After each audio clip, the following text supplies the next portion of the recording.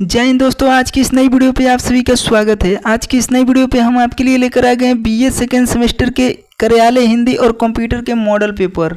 यानी BA second semester में कार्यालय हिंदी कंप्यूटर से पिछले वर्षों में अभी तक जितने भी प्रश्न बने हैं, आज की वीडियो के माध्यम से उनका संपूर्ण रिवीजन करेंगे। यह वीडियो एग्जाम की दृष्टि से उन छात्र छात्राओं के लिए बहुत ही महत्वपूर्ण होगी जिनको आने वाले दिनों में बीए सेकेंड सेमेस्टर में कार्यालय हिंदी और कंप्यूटर की परीक्षा देनी होगी। तो वीडियो बहुत ही महत्वपूर्ण है, एक एक क्वेश्चन बिना स्किप किए आप ध्यान से देखिएगा। तो आइए इसके कुछ most important objective MCQ plus fact point theory को पढ़ते हैं, जिसे पढ़ने के बाद आपको एग्जाम में यहाँ से सीधे क्वेश्चन देखने को मिलेगा। अगर चैनल पर नए हैं तो चैनल को भी सब्सक्राइब कर लीजिएगा। अगर बीए से रिलेटेड किसी भी सब्जेक्ट की वीडियो चाहिए तो कमेंट में ज़रूर बताइएगा, हम उस टॉपिक पे आपके लिए वीडियो जरूर बनाएंगे। तो आइए बिना टाइम गवाए वीडियो को शुरू करते हैं। क्वेश्चन नंबर पहला है, ई पाठशाला वेबसाइट व ऐप का निर्माण किस संस्था के द्वारा किया गया है? तो आपका उत्तर होगा एनसीईआरटी के द्वारा किया गया है। फैक्ट पॉइंट को देखते हैं। दोस्त फैक्ट पॉइंट को ध्यान से देखिएगा, बहुत ही महत्वपूर्ण है। यहाँ से आपको एग्जाम में 1 से 2 प्रश्न देखने को जरूर मिलेगा। राष्ट्रीय शैक्षिक अनुसंधान और प्रशिक्षण परिषद, एनसीईआरटी का पूरा नाम है राष्ट्रीय शैक्षिक अनुसंधान और प्रशिक्षण परिषद। भारत सरकार द्वारा 1961 में स्थापित एक स्वायत्त संगठन है जो स्कूली शिक्षा में गुणात्मक सुधार के लिए नीतियों और कार्यक्रमों पर केंद्र और राज्य सरकारों की सहायता और सलाह देता है। क्वेश्चन नंबर दूसरा है, भारत सरकार द्वारा शुरू किया गया स्वयं कार्यक्रम किससे संबंधित है? जो ये स्वयं कार्यक्रम है वह किससे संबंधित है? तो आपका उत्तर होगा शिक्षा से संबंधित है। दोस्त फैक्ट पॉइंट को देखते हैं। स्वयं एक ऐसा प्लेटफॉर्म है जो कक्षा 9 से लेकर पोस्ट ग्रेजुएशन तक किसी भी समय किसी भी स्थान पर किसी को भी एक्सेस करने के लिए सभी पाठ्यक्रम की सुविधा प्रदान करता है। सभी पाठ्यक्रम इंटरेक्टिव है जो देश के सर्वश्रेष्ठ शिक्षकों द्वारा तैयार किए गए हैं और किसी भी शिक्षार्थी के लिए मुफ्त उपलब्ध है। जो ये स्वयं ऐप है, इस पर यह शिक्षा के लिए संबंधित है। इस पर आप कक्षा 9 से लेकर पोस्ट ग्रेजुएट तक के स्टूडेंट बिना किसी सुविधा शुल्क के इस पर ऑनलाइन क्लास कर सकते हैं। क्वेश्चन नंबर 3 है, भारत में इंटरनेट की शुरुआत कब हुई थी? तो आपका उत्तर होगा सन 1986 ईस्वी से। फैक्ट पॉइंट को देखते हैं। भारत में इंटरनेट की शुरुआत 1986 में हुई और यह केवल शैक्षिक और अनुसंधान समुदाय के लिए उपलब्ध था। भारत में इंटरनेट आम जनता की पहुंच तक 15 अगस्त 1955 को शुरू हुई थी। यानी भारत में आम आदमी के लिए इंटरनेट 15 अगस्त और 1995 को शुरू हुई थी। 2023 तक भारत में 900 मिलियन से अधिक इंटरनेट उपयोगकर्ता थे। क्वेश्चन नंबर 4 है, वेब पेज का एक शब्द जिसे क्लिक करने पर दूसरा डॉक्यूमेंट खुलता है उसे क्या कहते हैं? तो आपका उत्तर होगा हाइपरलिंक कहते हैं।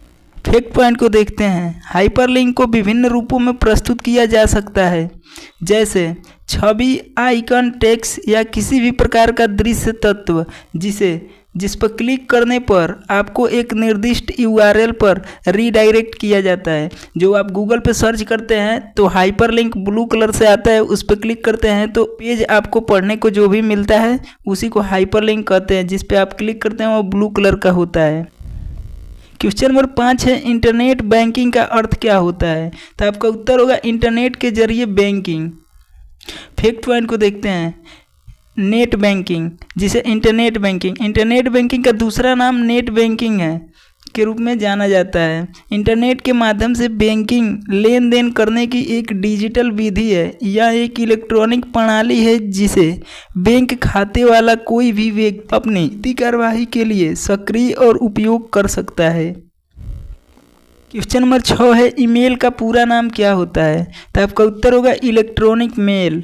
फैक्ट पॉइंट को देखते हैं। ईमेल या इलेक्ट्रॉनिक मेल, जिसे हिंदी में विपत्र कहते हैं, यह एक इंटरनेट के माध्यम से किसी कंप्यूटर या अन्य उपकरण से पत्र भेजने का एक तरीका है, यानी एक माध्यम है।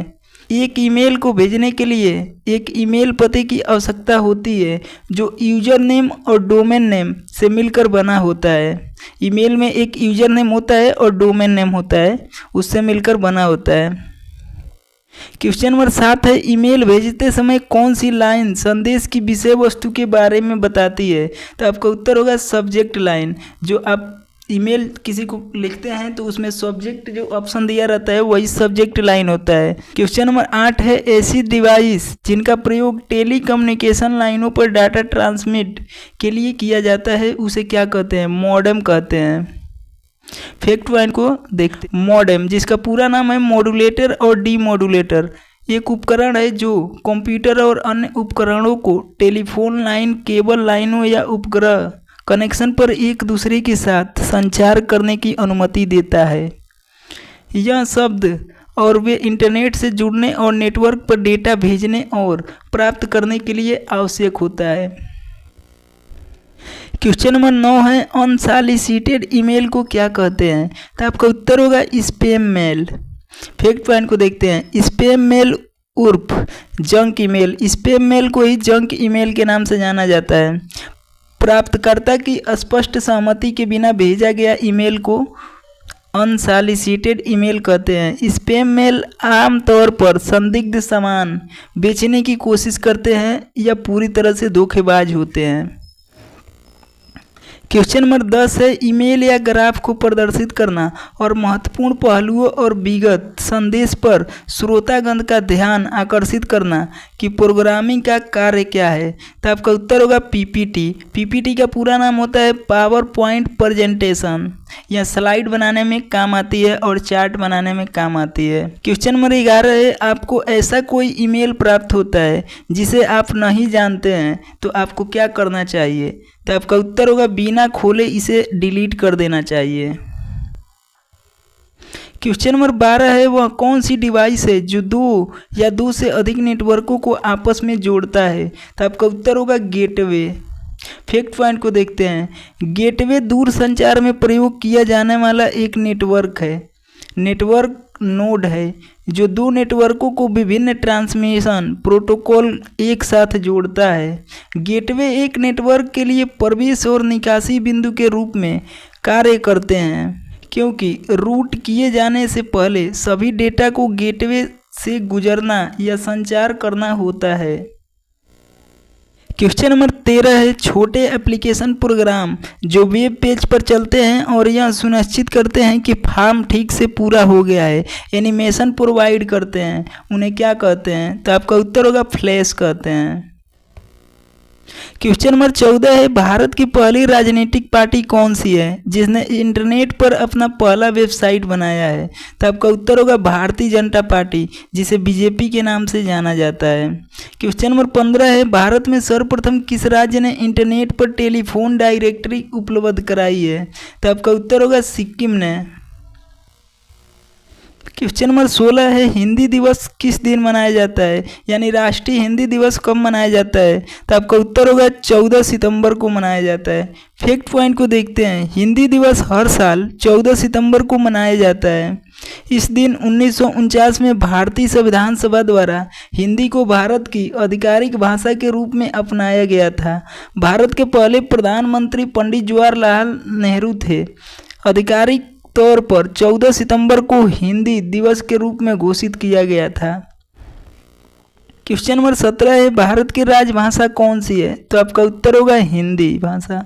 क्वेश्चन नंबर 18 है, भारत में हिंदी किस वर्ग में आती है? तो आपका उत्तर होगा राजभाषा वर्ग में। क्वेश्चन नंबर 19 है, भारतीय संविधान में किन अनुच्छेदों में राजभाषा संबंधी प्रावधानों का उल्लेख किया गया है?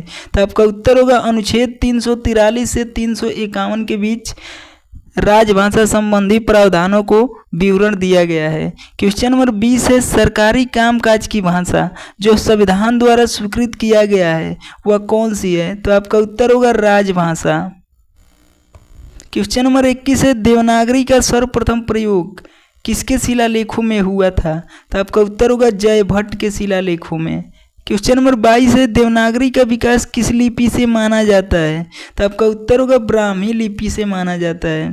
फैक्ट पॉइंट को देखते हैं। देवनागरी लिपि की विशेषता सर्वाधिक वैज्ञानिक लिपि होना, एक ध्वनि के लिए एक संकेत होना होता है। क्वेश्चन नंबर 23 है, फेसबुक माध्यम की प्रकृति कैसी है? तो आपका उत्तर होगा सामाजिक प्रकृति, क्योंकि फेसबुक सोशल मीडिया है जो कि यहाँ पे एक से एक लोग आते हैं जो आपस में चैट, वीडियो कॉल ये सब करते हैं। क्वेश्चन नंबर 24 है, ब्लॉग की प्रकृति कैसी है? तो आपका उत्तर होगा व्यक्तिगत। ब्लॉग में एक व्यक्ति अपना ब्लॉग बनाता है। क्वेश्चन नंबर 25 है, मीडिया संचिका किसके अर्थ में प्रयुक्त होती है? तो आपका उत्तर होगा पॉडकास्ट के। क्वेश्चन नंबर 26 है, ज्ञान दर्शन एक प्रकार से क्या है? तो आपका उत्तर होगा शैक्षिक दूरदर्शन प्रसारण सेवा है। क्वेश्चन नंबर 27 है, ज्ञान दर्शन वेबसाइट का उद्देश्य क्या है? तो आपका उत्तर होगा विभिन्न शैक्षिक प्रोग्रामों को प्रसारित करना। क्वेश्चन नंबर 28 है, ज्ञानवाणी एक प्रकार से क्या है? तो आपका उत्तर होगा ज्ञानवाणी रेडियो चैनल है। क्वेश्चन नंबर 29 है, ज्ञानवाणी रेडियो चैनल का वास्तविक रूप से प्रसारण कब हुआ था? तो आपका उत्तर होगा 7 जुलाई 2003 को। प्रसारण सीमा इसका 60 किलोमीटर के एरिया के अंदर इसका प्रसारण होता है और डेली 16 घंटा प्रसारण किया जाता है। क्वेश्चन नंबर 30 है, इंटरनेट पर उपलब्ध पत्रिका कौन सी नहीं है? तो आपका उत्तर होगा आलोचना, जो इंटरनेट पर नहीं है। बाकी ये कथाक्रम, तद्भव और पाखी ये सब इंटरनेट पर उपलब्ध है। क्वेश्चन नंबर 31 है, दूर बैठे व्यक्ति इंटरनेट के द्वारा संपर्क करके वस्तु एवं सेवाओं की खरीद, बिक्री तथा लेन देन कार्य किस माध्यम से करते हैं? तो आपका उत्तर होगा ई कॉमर्स के माध्यम से। जैसे अमेजोन हो गया, फ्लिपकार्ट हो गया और ये ऑनलाइन शॉपिंग वाला जितने भी प्लेटफॉर्म हैं ये सब ई कॉमर्स के माध्यम से अपना बिक्री लेन देन करते हैं। तो उम्मीद करते हैं दोस्तों ये छोटी सी वीडियो आप लोग को पसंद आया होगा। अगर वीडियो पसंद आए तो वीडियो को लाइक करके अपने दोस्तों में शेयर जरूर कीजिएगा, ताकि उनको भी इस वीडियो के माध्यम से उनको एग्जाम में कुछ हेल्प मिल जाए। अगर आप हमारे चैनल पर नए आए हैं तो चैनल को सब्सक्राइब करके बेल आइकन को प्रेस कर दीजिएगा, ताकि फ्यूचर में जब भी इस प्रकार से कोई वीडियो अपलोड करूं तो सबसे पहले नोटिफिकेशन आपको मिले। अगर बीए से रिलेटेड किसी भी सब्जेक्ट की वीडियो चाहिए तो कमेंट में ज़रूर बता दीजिएगा, हम उस टॉपिक पे वीडियो ज़रूर बनाएंगे। तो मिलते हैं नेक्स्ट वीडियो में, तब तक के लिए जय हिंद, जय भारत।